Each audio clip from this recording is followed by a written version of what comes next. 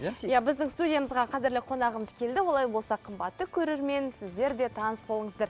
Биші Қазақстан Республикасы күзет қызметі президенттік оркестрдің жетекші солисті Әсел Әлібекова Таңшолпанда қонақта. Таң жарық болсын. Әсел, төрлетейік. Бірінші билеп алайық. Бірінші билейікші, расымен қимыл болсын, иә? Қалай қарайсыз өзіңіз? Жақсы? Бұл болса Таңшолпанның сахнасы. Сіздің еншіңізде әдемі биге куә болайық. Көйлегіңіз қандай әдемі еді? Жаттығудан әдемі биге өтіп кетті.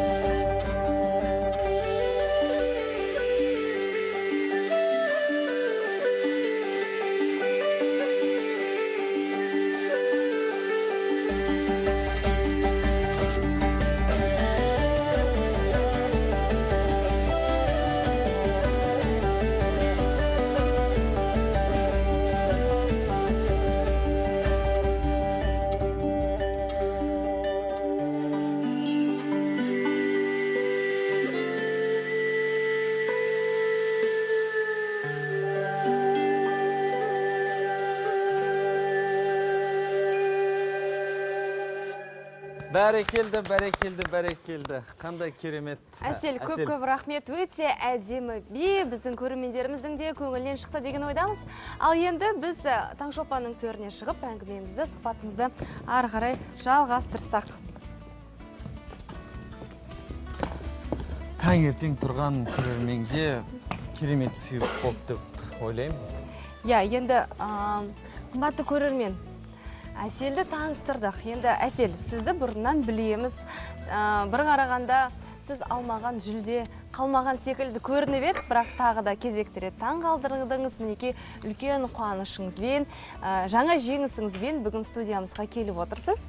Қош келдіңіз, шын жүректен құттықтаймыз. Рахмет, үлкен бүгін құрметтеп шақырып жатсыздар. Барша қазақ еліне қайырлы таң деймін.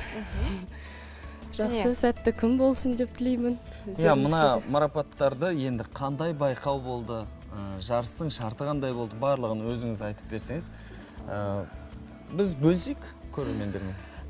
Бірінші халықаралық әлемдік ұлттар биінің конкурс фестивалі болды. Қазақстан Республикасының халық әртісі Гүлжан Талпақованың атында Атырау қаласында өткен. 11 қатысушы болған, ішінде тек қана жеке орындаушылардың арасында. Қазір демімді Бізде бірінші қинақ қойған сияқтымыз, бірінші қателеспесем, бұл 2019 жылы сіздің қатысып жатқан алғашқы байқауыңыз. Алғашқы тіпті 10 жылдан кейінгі бірінші байқауым, өткені соңғы рет 2009 жылы Берлин қаласында халықаралық байқауда күміс медаліне ие болдым. Одан кейін 10 жыл неге демалыс алдың, Әсел? Одан кейін күйге шықтым, 2 баланың анасы болдым.